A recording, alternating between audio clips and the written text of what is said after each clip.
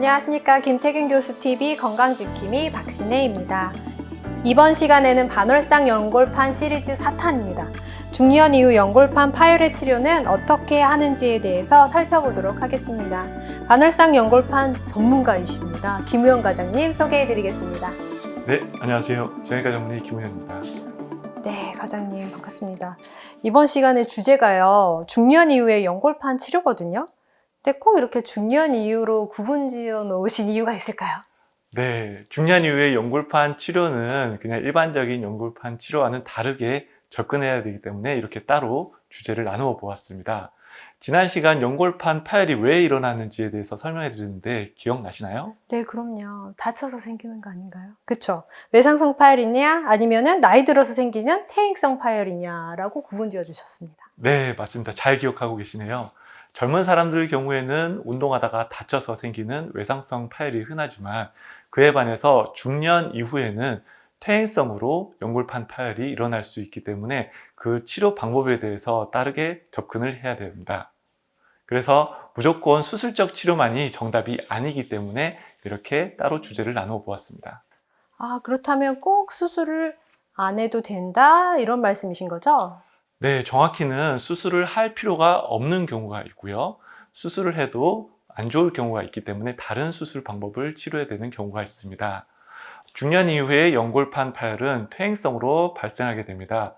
연골판의 콜라겐이 감소하게 되고 조직이 약해지면서 작은 손상들이 누적되어 손상이 발생하게 되죠. 마치 옷을 오래 입으면 소매 솔기가 해지듯이 말이죠. 긴 시간 동안 천천히 발생된 연골판 파열은 특별한 증상이 없는 경우도 있습니다. 그래서 우연히 발생한 연골판 파열의 경우에는 수술적 치료가 할 필요가 없는 것이죠. 이렇게 발생한 파열은 마치 흰머리와 같습니다. 젊은 사람들 같은 경우에는 흰머리가 나게 되면 뽑아줘야 되지만 중년 이후에 흰머리가 많아지게 되면 이걸 다 뽑게 되면 안 되겠죠. 그렇기 때문에 수술적 치료보다는 비수술적 치료를 생각해야 됩니다. 하지만요, 과장님. 그래도 다쳤으니까 어쨌든 손상이 있는 거잖아요. 아프고 붓고 불편한 증상은 이건 어떻게 해결해 주시는 거예요? 네, 이럴 경우에도 물론 수술보다는 비수술적 치료를 먼저 생각해 봐야 됩니다. 2000년도 초반까지만 해도 퇴행성 연골판 파열은 수술적 치료를 했습니다.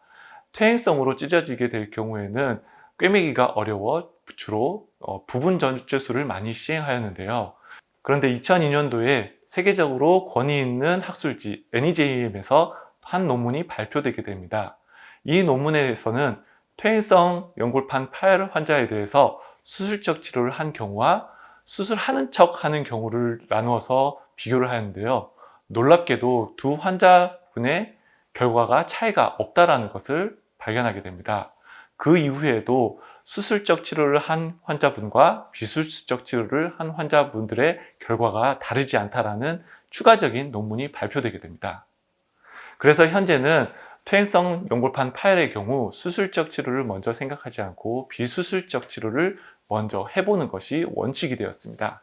아, 그러면은 여기서 비수술적 치료라고 하는 거는 무엇을 말씀하시는 건가요? 네, 비수술적 치료란 병원에서는 물리치료나 약물치료, 주사치료를 말하는 거고요.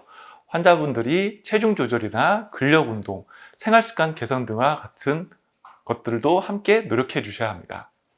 아, 그렇다고 하면요. 이렇게 비수술적 치료를 했음에도 불구하고 수술을 해야 되는 경우가 생길 수도 있는 거잖아요. 그러면 수술을 해야 되는 적절한 시기는 언제쯤이 될까요? 네, 수술하는 경우는 크게 세 가지로 나눠볼 수가 있습니다. 첫 번째는 통증과 기능 손상이 굉장히 심할 때입니다. 특히 찢어진 파편이 관절 사이에 끼어 들어가게 돼서 무릎을 움직일 수 없다던가 이러한 증상들로 인해 일상생활이 어려울 정도로 통증이 심하게 되면 수술적 치료를 생각해 봐야 됩니다. 두 번째는 비수술적 치료가 효과가 없는 경우입니다. 약 3개월간에 충분히 수술하지 않고 비수술적 치료를 했음에도 불구하고 통증이 지속되는 경우에는 수술적 치료를 생각을 해봐야 됩니다. 마지막으로 반드시 수술을 해줘야 되는 특수한 경우가 있습니다.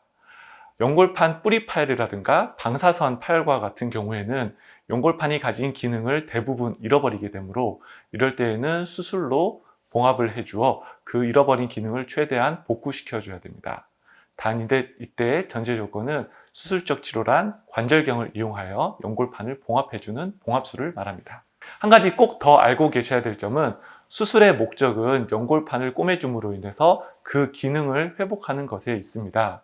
따라서 이미 좀 손상되어 있는 연골에 있는 경우는 수술 이후에도 통증이 남아있을 수도 있고 어쩔 수 없이 관절염으로 천천히 진행할 수도 있는 경우가 있습니다.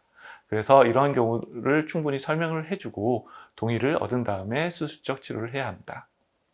그런데요, 그 외래에 오시는 분들 보면은 관절염도 심해졌고 다리 축이 이상한 경우들도 있거든요. 이럴 때는 어떻게 하면 될까요? 네, 이럴 경우에는 앞서 설명드린 관절 내시경을 통해서 봉합 수술을 해 주어도 결과가 안 좋을 수가 있습니다. 그래서 이럴 때는 상황에 따른 다른 수술법으로 치료를 해야 됩니다. 이미 관절염이 심하신 분들은 인공관절 치환술을 해봐야 될 수도 있고요. 오자다리와 같은 다리 축에 변형이 있는 분들은 다리 축을 교정을 해주는 절골술을 해야 할 수 있습니다. 네, 감사합니다. 이상으로 지금 중년 이후의 연골판 파열의 치료에 대해서 저희가 알아봤는데요. 이 반월상 연골판 파열 치료하는 거에 대해서 점차 그 중요성이 강조되고 있는 것 같습니다. 그러면요, 과장님 여기서 이것만은 꼭 기억했으면 좋겠다 하는 것들 요약해 주시면 감사하겠습니다. 네, 중년 이후의 연골판 파열은 퇴행성으로 찢어진 경우가 많습니다. 그래서 성공적 치료를 위해서는 우선 비수술적 치료를 충분히 해보고 난 뒤에 수술적 치료를 생각을 해봐야 되겠습니다. 수술이 필요한 경우는 비수술적 치료에도 그 결과가 안 좋은 경우, 그리고 동반된 증상이 굉장히 심한 경우, 그리고 관절염이 이미 심한 경우나 다리 축에 변형이 있는 경우에는 다른 수술 방법을 생각해야 되기 때문에 병원에서 정형외과 전문의와 충분히 상의하시고 좋은 치료를 받기 바랍니다. 네, 감사합니다, 과장님.